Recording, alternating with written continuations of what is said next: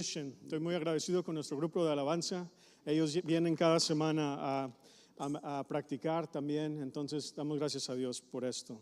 Continuamos con nuestra serie en el tema de imposible. We are continuing our series on this topic of impossible, and I think you already know the drill. We have the QR code. If you're taking notes, you can go ahead and scan that QR code. Si quieren escanear aquí viene todo el mensaje para que no tengan que tomar notas. I realize that as we come here this morning, the intent is for us to worship. The intent is for us to surrender all we have before the Lord. But always in the back of our mind, there's this word, impossible. Sé que la intención al venir aquí es venir a adorar a Dios, entregárselo todo a Él, pero siempre acá atrás en el pensamiento está esta palabra imposible. Y realmente yo no sé cómo se vea esta palabra en tu vida. I don't know what this word looks like in your life. But I do know that God has a word for us today. Today we'll focus specifically on provision. The Bible, a lot of times, Scripture can refer to life as a river. Sometimes there's seasons of plenty, the currents are strong, life is flourishing, everything is carrying you forward. What does this look like practically? Well, the check lands, the conversations that you have with your family are easy, prayer feels alive. Anybody there right now? Okay, you don't have to raise your hand, rhetorical question, but this is when life feels like it's full, like it's plentiful. En la Biblia, diferentes veces que a menudo describe la vida como si fuese un río, que hay temporadas de abundancia donde la corriente va bien fuerte, donde la vida florece al lado de este río, donde todo va hacia adelante. ¿Cómo se ve esto? Los cheques, ya llegó el cheque, estamos con la bolsa llena, todo va bien. Las conversaciones entre amigos, entre familias son fáciles. La oración, mi plática con Dios, todo va bien. But suddenly we experience drought, and the current begins to slow down. The stones begin to show at the bottom. This looks like that call that you get at midnight, the call that nobody wants to get. Or it looks like your company has begun to downsize, and all of a sudden you aren't essential anymore. Or it looks like that person that you built your whole world around has walked away, and the river that once sustained you becomes dry. De repente viene la sequía, el río disminuye, las piedras abajo se empiezan a mostrar, y esa es esta llamada a la mitad de la noche, a medianoche, que todos reciben algún momento en su vida, o que el trabajo dice ya no te necesitamos, o aquella relación en la que estabas desaparece. Aquí empieza a ver que el río va disminuyendo y se ha secado.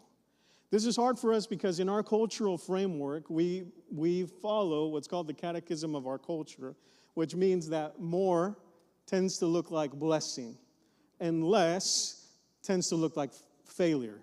And so if your river is completely dry, what does that mean? That you're in failure, according to our culture. Según nuestra cultura, pensamos que más quiere decir bendición y menos quiere decir que has fallado en algún lugar. Si tu río está seco, quiere decir que tú has fallado y algo está mal en tu vida. Psychologists have a term for this panic, and it's called the intolerance of uncertainty. This means that you're grabbing on to whatever you can to have some sense of certainty. I don't know if you're there, but it can look in two different ways. There's one called perspective, and there's another one called inhibitory. Perspective looks like this. You're over-researching. You're over-analyzing things. You're overthinking, and because of that, you don't take a step ahead. The other one is that you completely freeze. If you don't have step 1 through 10, you won't take that first step. If God's only giving you step 2, you won't even take step 1 until you know the whole picture. En la psicología, este es un término que se llama la intolerancia de incertidumbre. Y hay dos maneras como se ven. Una es perspectiva y la otra es inhibitadora. Que quiere decir que si tú no tienes todo el mapa, si tú solamente tienes el paso 1 y el paso 2, no vas a empezar si no tienes a los 10 pasos. Aquí es lo que pasa con nosotros muchas veces. And again, I talked about the psychological, I talked about the action and how that plays into our actions, but it also plays into our spirituality. So much so that there was a monk, is an American monk, that I really like reading. His name is Thomas Merton. And Merton writes this. It's a prayer that he writes for himself that leads him to God. And it says, "My Lord, my God, I have no idea where I'm going. I do not see the road ahead of me. I cannot know for certain where I will end, nor do I know myself really. My Lord, God, I have no idea where I'm going. I do not see the road ahead of me. I cannot know for certain where it will end, nor do I really know myself." Thomas Merton escribe una oración y así va la oración que él escribe cuando él está en esta temporada de su vida. Señor mío, Dios mío, no tengo idea a dónde voy, no veo el camino que está delante de mí, no puedo saber con certeza dónde terminará, ni siquiera me conozco realmente a mí mismo. Maybe this is our prayer today. Lord, I have no idea where I'm going. The rivers run dry. I don't see the path forward. Question is, will God still remain God? Will God still remain? Will He provide for me? I don't see the path forward. Will God still provide? El río se ha secado. Yo no veo el camino. Dios sigue siendo Dios. Dios aún proveerá. ¿Cómo podemos saber? So I'll invite you to open up your Bibles to 1 Kings 17. This is a story that resonates with the same sentiment. Will God still provide? Les invito a que abran sus Biblias a Primera de Reyes 17. Y esta es una historia que realmente sucedió de un profeta llamado Elías. This is a prophet named Elijah. Elijah has no context. Whenever you begin reading Elijah, he just falls into the map, into the picture. No one says where his family's from. No one gives you his credentials. He simply has a task and a mission that God has given him. Elías no tiene, en la Biblia no explica su familia, no viene el contexto de quién él es, no vienen sus credenciales, simplemente vemos la misión que tiene Elías. And his mission is a very difficult one. He has to go before King Ahab. Here's a small town prophet with no name, no credentials, no background. Then he has to go before the most powerful man in all of the land. Elías tiene que ir, esta es su comisión, él tiene que ir al rey Acab, que es el hombre más poderoso de todo Israel. Imagínate ser un profeta sin trasfondo y ahora tener que ir enfrente del rey más poderoso de toda la tierra. Ahab, the king, the Bible tells us, just to give us a little bit of context, the Bible says that he was one of the most wicked kings that lived in Israel. So much so that maybe you've heard this word before, Jezebel.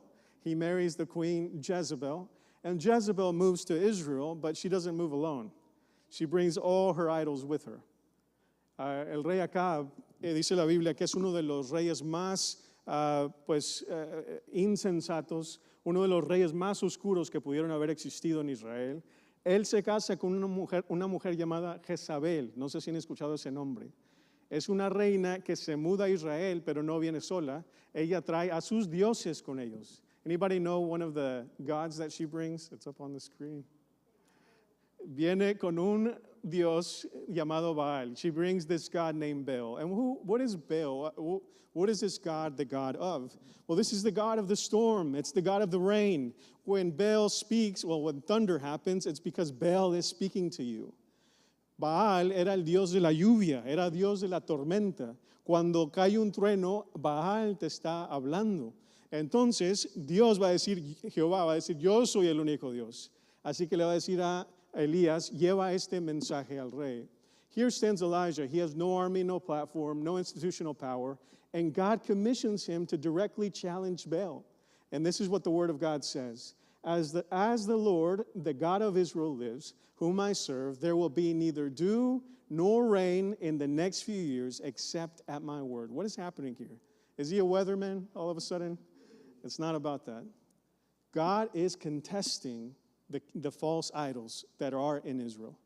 God is contesting the false idols that are in Israel. He's declaring a cosmic warfare against this one idol that pretends to control the rain and the thunder. And God is going to say, no, at my word, it will rain again.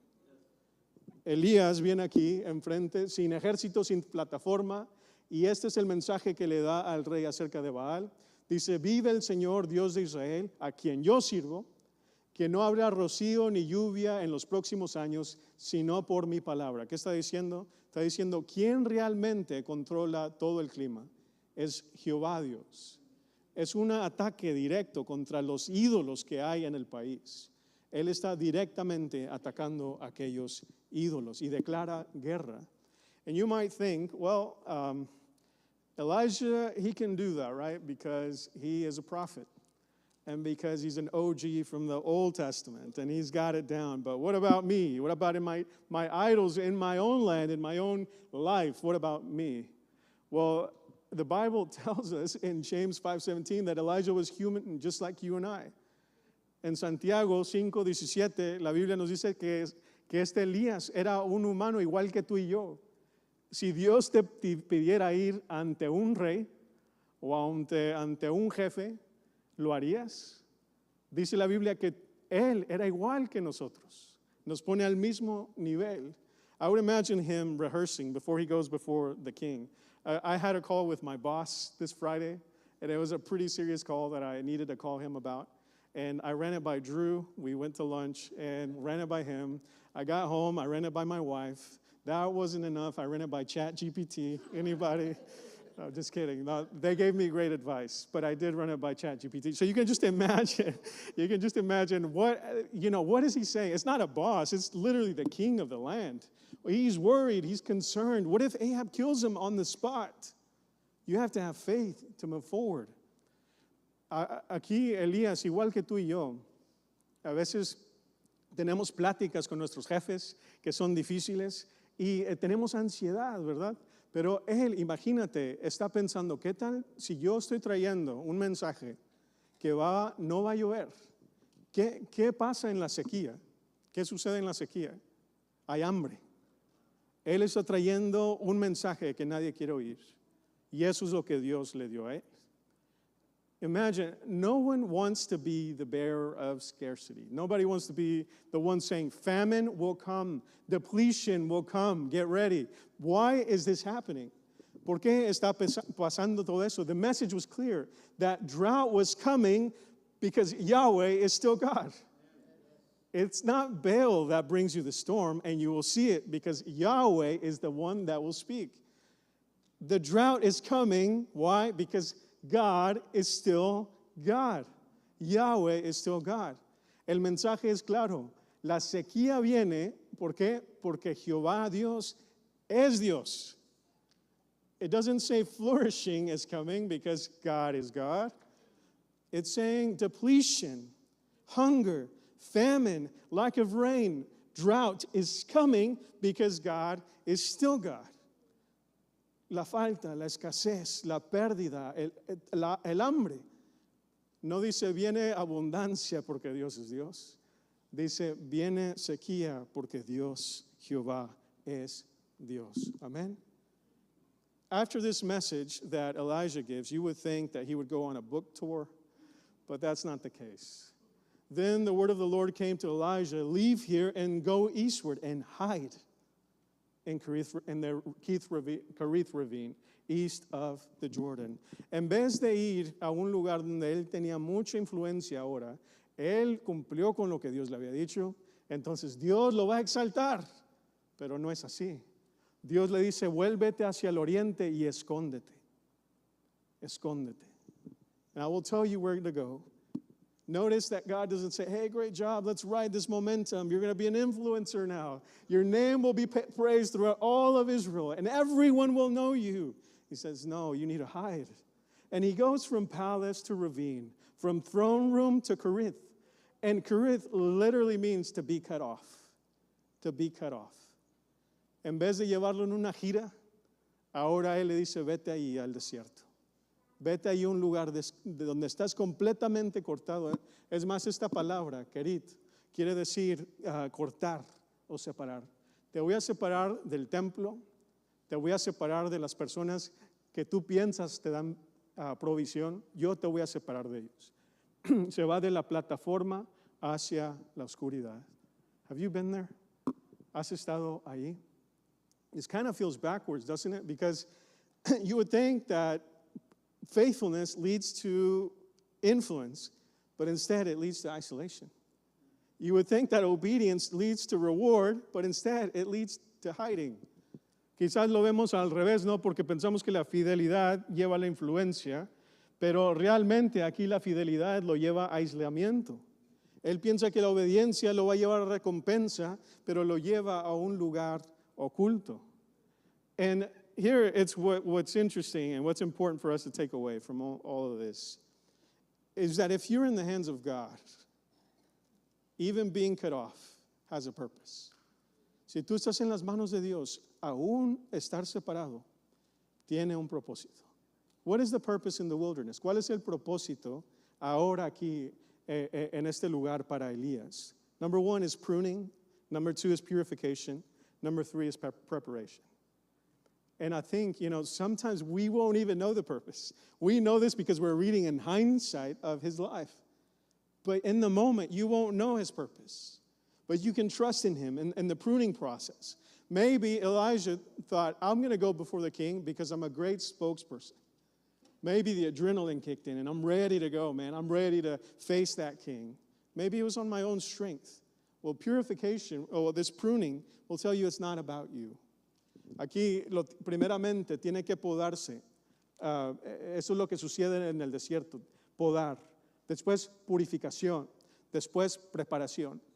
En el momento, tú y yo no vamos a saber que esto está pasando. Ahora lo sabemos con Elías porque estamos viendo desde el pasado, desde el futuro hacia el pasado. Pero en este momento podemos confiar que este es el proceso que Dios nos está llevando. Elías pudo haber confiado en su propia fuerza, en su propia palabra, en su habilidad. Y aquí Dios lo está llevando a un lugar aislado donde solamente está Él. Number 2 is purification. Yahweh is enough. Yahweh is enough. Can we say that? Can we say that in our lives? Yahweh is enough. What does Elijah mean? What does that name mean? Yahweh is God. Yahweh is God. This is literally his name. Does he know that? Truly, like what that means? Yeah, maybe on the surface, but maybe suffering will take him to a deeper understanding of what that means. My name is David. It means beloved of God. And I'll tell you, there are times whenever I don't believe that. I don't believe I'm beloved. I don't believe that there could possibly be a God that has given everything for me. Me. That's not possible. Does he know who I am? Does he know what goes on in my mind, in my spirit, in my soul? Does he have any clue? There are moments that God has taken me in my life to believe my name. I don't know what your name means. I don't know if it applies. But here's the thing. Elijah needed to go through this moment of knowing that Yahweh is God. Yahweh is God. What kind of God is he? Well, let me show you, Elijah. Let me show you what kind of God I am. Elías quiere decir Jehová es Dios. Jehová es Dios. Mi nombre es David y tiene un significado. Amado de Dios. Eso es lo que significa. Pero te garantizo que hay momentos en mi vida donde yo no me siento amado, donde yo no siento que merezco ese amor de Dios. ¿Cómo me puede amar a Dios a mí? Elías también tenía un nombre. Dios, Jehová es Dios. Quizás lo sabía en la superficie, pero lo va a llevar a un momento de purificación en donde este Dios va a significar algo distinto para él. Finally, preparation. Finalmente, la preparación. We won't go into it today. It's a long story, and you can go read it this week. He'll have to face, when the rain comes back, he'll have to go and face these prophets of Baal. There are thousands of them. Thousands of them. One man will go up against thousands. And he will have to know that God is enough. He will have to know that Yahweh is God. There will be 1,000 screaming that Baal is the sender of rain. And he will have to know that there is only one. There is only one that is enough. En la preparación, no lo vamos a leer el día de hoy, pero si lo leen después, vemos de que un día este Elías va a tener que enfrentar a los profetas de Baal. Aquellos que decían que el que trae la lluvia es Baal. No iba a ser un rey, iban a ser 1,000 profetas de Baal contra un siervo de Jehová, Dios. Y él iba a tener que decir en ese momento, Jehová, tú eres Dios. Dios lo está preparando y nosotros en nuestra vida te está preparando Dios. God is preparing you for something. And let me tell you, it might not even be your generation. It might be your grandkids. It might be your great-grandkids. We have no clue. We don't see the process. We don't see the end. But here is the truth. God is preparing us. So then, this is the call of God. The beauty is that Elijah, so he did what the Lord had told him. Can we say that about our lives? He did what the Lord had told him. And he went to the Kerith ravine, east of the Jordan, and he stayed there. And here's how he was nourished. The ravens brought him bread and meat in the morning, and bread and meat in the evening, and he drank from the brook. Eso es lo que Dios le pide, y así lo hizo como el Señor le había dicho. Fue al barranco de Kerith, al este del Jordán, y se quedó allí. Los cuervos, los pájaros sucios, le trajeron pan y carne por la mañana y pan y carne en la tarde, y él bebió de aquel arroyo. The context here is these are ravens, these are scavengers. What kind of meat do you think these ravens brought? Steak? Filet mignon? It was probably a dead raccoon, if we're honest. I don't know if they have raccoons in Jordan or not. Well, it was maybe a lizard. And they brought him a lizard or whatever. It was a dead animal from the side of the road. That's what these birds eat. They're scavengers. That's the nourishment that God sent him. And in Leviticus, we learn that these are unclean animals. The prophets had their own set of rules. They had 613 commandments that they followed. We look at the 10 commandments, right? They had 603 other commandments to follow. One of them is that you can't eat unclean animals. You can't touch things that are dead on the side of the road. And here it completely changes. He has to be transformed and eat a carcass that this unclean bird brings to him. What does that mean? Your cultural notions are out the window. Your religious notions are out the window. Whenever God speaks, all that fades away. I think today in our society, we want to impose cultural norms on the Word of God. We want to impose religious norms on the Word of God, and it's not so. When God speaks, we listen to Him. When culture speaks, again, we listen to Him. Cuando la sociedad habla, lo vemos aquí a través de los pájaros que le trajeron comida, los cuervos. Ellos eran aves impuras. Los profetas tenían sus leyes, no debían de tocar a un animal muerto, no podían comer animales como los cuervos, pero aquí cambia todo. Aquellas normas que él tenía culturales se desaparecen, desvanecen. ¿Por qué? Porque la palabra de Dios va primero. Aquellas normas religiosas que él tenía desvanecen a la palabra de Dios. ¿Estás dispuesto tú a desvanecer cualquier norma cultural que tienes? Cualquier norma política que tienes para seguir la voluntad de Dios? Él tiene que comer la carne que le trae el cuervo. No es un ángel bonito y brillante, con alas, un querubín. No es un sacerdote que viene y dice, déjame tocar este cuervo muerto o esta carne muerta para que se purifique. No, no existe eso. This isn't an angel that brings him with a shining wings, this cherubim that is beautiful and brings it and purifies this meal. It is an honest, dirty, raw meat and bread. That's all it is. No priest comes to purify it. And I think my question as I was studying this, what hit me is that provision, again, this is the prophet of God, just went before the king. What hits me is that sometimes provision can be humiliating. I don't know if you've seen that. I don't know if you've ever felt embarrassed by the provision of God. Have you felt embarrassed, ashamed by the provision of God? What does that look like? The job you have is not the one you dreamt of, but it's provision. God, I hate it here. I hate it.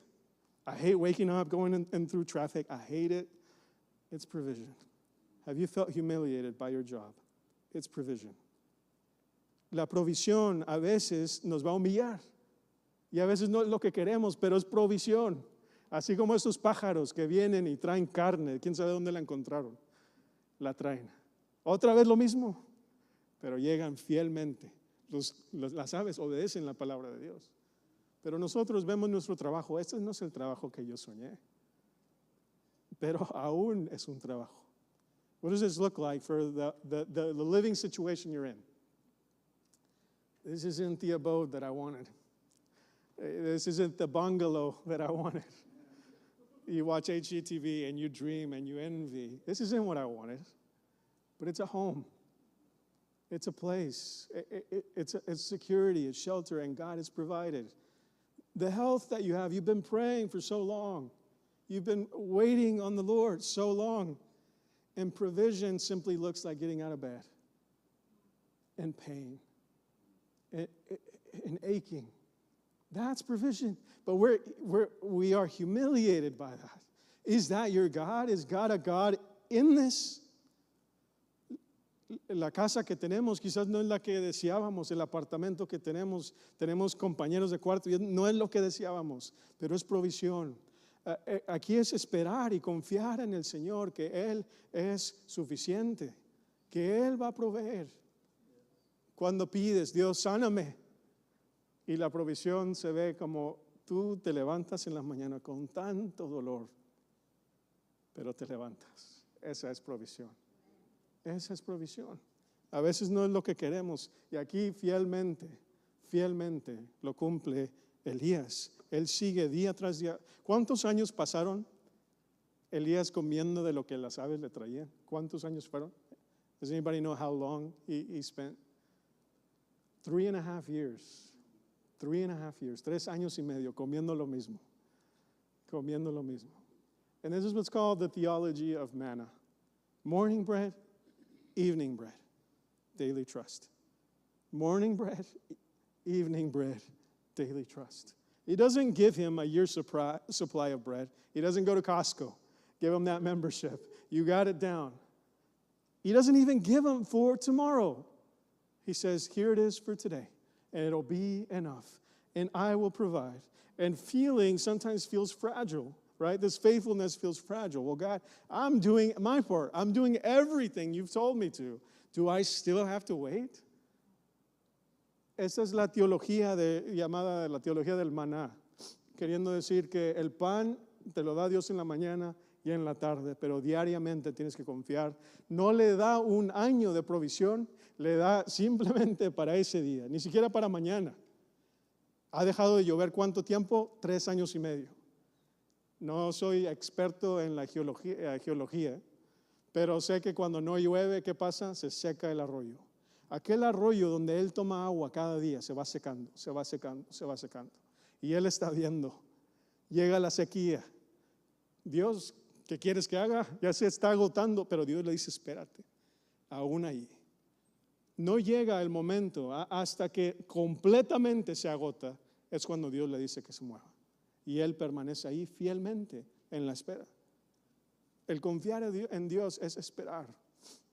A veces es simplemente saber que Él va a proveer. Imagine this, the river has been 3.5 years of drought. That river is not flowing anymore, right? He has to trust in the Lord. The Lord hasn't told him to get up and go, and he's looking.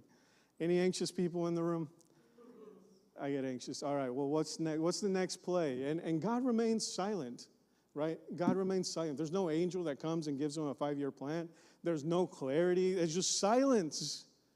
And this is where that uncertainty that I begin with, the psychological, trying to grasp at anything, begins to take place. I want to know, but God just says, wait. He remains faithful.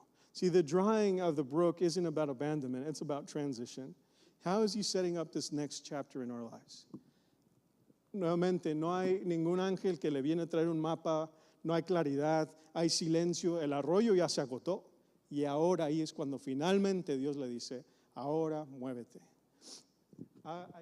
I don't want to go deep into this next section because it's long, it's extensive, and I think the point has been made. I do want to cover it just surface, and I hope that you can go and read. Whenever God tells him to get up and move, where does he send him to? He doesn't say, in fact, he sends him back to the town where Jezebel is from, where Jezebel is living. That woman that he's running away from, that's where he's going. And God says, I will provide for you there. And I'm thinking, well, maybe there's a wealthy merchant that God will give him so that will take care of him. But that's not the case. The case is that God sends him to a widow. This widow is on her last limb. This widow is preparing the last meal that she's going to have, the last supper for her. The problem is she's not by herself. She has a young son. And she's preparing the meal for both of them. Can you imagine that? The depravity, and Elijah's thinking, I caused this. By my word, I caused this. And that's where God sends him. No quiero leer todo el pasaje, pero aquí en el 8 y el 9, Elías lo lleva a Dios a un lugar donde hay una viuda. Y esta viuda está preparando la última cena para ella, pero también para su hijo. Están a punto de morir. Ella tiene una jarra y está hasta mero abajo preparando la harina para darle de comer a su hijo, la última cena que ellos van a tener. Y ahí es donde lo lleva a Dios a Elías. It's the last place that you would think of. Es el último lugar que te imaginarías. Yo pensaría, lo va a llevar con un príncipe que tiene mucho dinero. Lo va a llevar con alguien que conoce comercio y lo va a llevar ahí, pero no lo lleva ahí. Lo lleva a un lugar de escasez nuevamente. Finally, we begin to see the same thing takes place with her. The prophet is going to remind Elijah the same thing through this woman, that he's going to have to go through the same thing he went with the raven. This morning, they're going to check, and is there still flour at the bottom? God is going to prepare a miracle for him. Vamos a ver aquí que lo mismo que sucedió con Elías cuando él estaba proveyendo para que en aquel momento, cuando un pájaro le estaba proveyendo a él, cada mañana se tenían que levantar para ver si estaba la comida allí. Ahora vamos a hacer la transición y está ahora con una mujer que está a punto de morir. Elías le dice a esta mujer, en vez de alimentarte a ti y a tu hijo, aliméntame a mí y tú vas a ver que vas a tener provisión. For me, as a minister, hearing this, instead of feeding your son and feeding yourself in this last meal, feed me. As a minister, I think, man, that's spiritual abuse, bro. Like, why would you do that? Let her eat. You can die. I mean, that's fine. I wouldn't do that. I don't think I could do that. But the invitation is Elijah has trusted God enough to be able to do that with somebody else. He has trusted God enough to invite somebody to do the same thing. And this woman has to go through this process by herself. Will she have faith? Will she have faith? Sure enough, she does. And every morning she wakes up and she looks at this jar and she digs into the jar and she finds flour and she makes bread with that. The next day, the same thing. She finds oil and flour day after day after day. Esta mujer la invitaron a esta fe también. Y cada día ella se despierta y hay un jarrón de harina. Ella va y busca la harina y también busca aceite y cada día el aceite no está rebosando, el aceite no es lujoso, pero no está vacío. Siempre Dios sigue siendo fiel. It's not luxury, it's not overflowing, but it is there. I'm almost out of time, but I want to get to the point where day after day she trusts in the Lord, and then tragedy. Does anybody know what happens? Día tras día, ella confía en el Señor lo sustenta, ¿y qué sucede? Her son, the one that, all right, well, he's gaining strength. He's getting better. All right, we're going to make it through this drought. The boy begins to feel his chest hurt, and he dies. Este hijo que estaban alimentando, ella yo creo está pensando, mira, ya tenemos suficiente, ya nos mandó el Señor a un profeta que nos va a alimentar, y día tras día los va alimentando. ¿Y qué sucede? Al niño le empieza a doler el pecho, y él muere. Y tú te pones a decir, ¿qué? Is this not a Disney story where everything is going to live happily ever after and God is with us here? This boy dies. The prophet, he feels ashamed. Again, this great shame that he feels upon himself. He begins to pray, and I didn't read the prayer. You can read it on your own. But it's raw, and it's accusatory. God, why did you bring me here so this woman, she could have hope, and now her son is dead? Vemos la oración, si lo leen ustedes ya después en su tiempo. El profeta, después de haber pasado tanto tiempo con estos pájaros y aquel arroyo, ahora que está muerto este hijo, él empieza a acusar a Dios en su oración. God, why would you let this happen? And I think it's so interesting for us that as we see his example, that faith doesn't cancel questions. I want you to know that. You have questions today. Yeah, we have questions about tomorrow. But faith doesn't cancel them. God is a God who loves you, and he invites you to have a conversation with him day in and day out. Dietrich Bonhoeffer puts it this way, that faith is not the suppression of doubt. It is the courage to trust God in the midst of that doubt. Yes, Elijah will speak to God, but yet he trusts in the midst of everything that's going on. Fidelidad en Dios, fe en Dios no cancela las preguntas que tú tengas. Él en su oración fue auténtico. Él le dijo a Dios lo que él sentía. Dios, ¿realmente me has traído aquí para matar al hijo de esta señora? Lo pueden leer ustedes en su propio tiempo. La fe no cancela las preguntas. Dietrich Bonhoeffer, un alemán, pastor alemán, no el perro, pero un pastor alemán. La fe no es la supresión de la duda, es la valentía de confiar en Dios en medio de la duda. ¿Confiamos en Dios aún en medio de la duda? Do you trust God in the midst of your doubt? One final thing I want to highlight here is that as Elijah prayed, God gave him a word. And the word was, go and, it's super weird, super weird. Go lay on top of this boy. Go lay on top of him.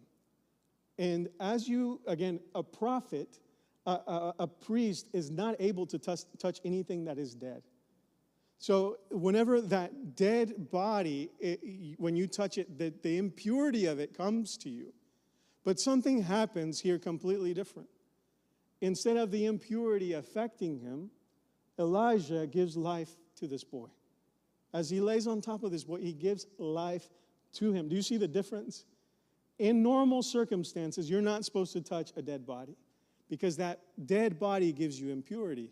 But now Elijah is touching this body, he is giving this body life. This boy comes to life, and he gives him over to his mother. Elías, pasa algo muy raro, muy extraño. Elías se pone arriba de este niño, y en aquel tiempo, nuevamente como les expliqué, la muerte, cuando hay algo muerto, la impureza de esa muerte te viene y te afecta a ti. Pero algo sucede que es muy distinto ahora con Elías. En vez de él sentir la muerte, él da vida a este muchacho. Ahora, en el medio de toda esta duda, llega algo nuevo, llega la resurrección. In the midst of all of this, something new is brought into the picture. We saw depletion, we saw famine, but now we see resurrection. And this is going to point to what Christ will do for you and for me. Christ will come and he will dwell among us. And he will go up to sinners, tax collectors, prostitutes, and be with them, eat with them. And rather than being contaminated by them or made impure, he gives them life. And he gives them forgiveness. And he heals them. And it's completely different. Here, Elijah, through his faith, he is given this opportunity to reflect what Christ will be for you and for me. Jesús un día iba a venir y él iba a hacer esto mismo. Lo que está pintando aquí Elías, está pintando lo que Cristo iba a venir a hacer. Cuando Cristo vino y habitó entre nosotros, él estuvo con los peores de los peores, a cobradores de impuestos, las prostitutas, aquellas personas que el mundo veía como pecadoras. Pero en vez de él ser afectado por el pecado, ahora él les da vida a ellos. And so here we see this pattern again. Depletion, waiting, resurrection. Vemos este patrón. Hay escasez, esperamos, pero hay resurrección. So for us, we need to keep that in mind. And it will show us three things just to highlight, and I'll end with this if our worship team wants to come up. That God is a God who remains God, even though Baal is praised. But if we don't go through this journey, we won't see that God is the God of the raven. If we don't go through this journey, we won't see that God is the God of the jars that never empty. if we don't go through this journey, we don't see that God is the God that conquered death, that He's here to conquer sickness and death for you and for me. Nosotros pudiéramos habernos quedado con Elías y Baal y Jezabel, y Dios sigue siendo Dios. Pero lo que sucede aquí que es distinto es de que no hubiéramos visto que Dios también es el Dios de los cuervos, aquellos que proveen. Dios es el Dios de las jarras también. Y finalmente Dios es el Dios de la muerte. Confías en Él. I think our goal for today is to move from one place to another. Nuestra meta es movernos de un lugar a otro. This is Thomas Merton's prayer. My Lord God, I have no idea where I'm going.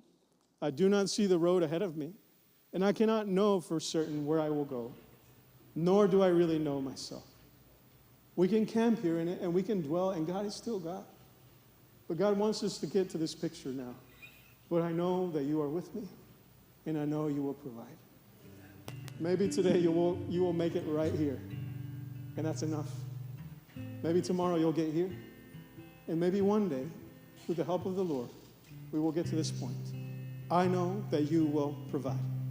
I know that you will provide. La meta del día de hoy es de llegar a esta oración que tenía Merton, ahora llegar a esta nueva oración. Señor mío y Dios mío, no tengo idea de a dónde voy. No veo el camino que está delante de mí. No puedo saber con certeza dónde terminará, ni siquiera me conozco a mí mismo realmente. Dios es Dios aquí. Si tú estás orando así, sigue orando así, Dios es fiel aquí, pero Él también quiere llegarte ahora a un nuevo paso, a donde tú sepas, pero sé que estás conmigo y sé que proveerás. Si hoy llegas aquí, mañana aquí y finalmente aquí, Dios sigue siendo fiel en cada paso, pero Él quiere que tú sepas más acerca de Él, que Él es sustentador. God wants you to know Him. His name is Jehovah Jireh. Jehovah Jireh. Él tiene un nombre llamado Jehová Jireh, el Dios que provee. Jehovah Jireh is the God who provides. Do you know Him? Do you know this God? He's a great sustainer. He is the great provision. He's the one we're waiting on. And He is faithful there. He's the God of abundance, and He's the God in depletion. He is the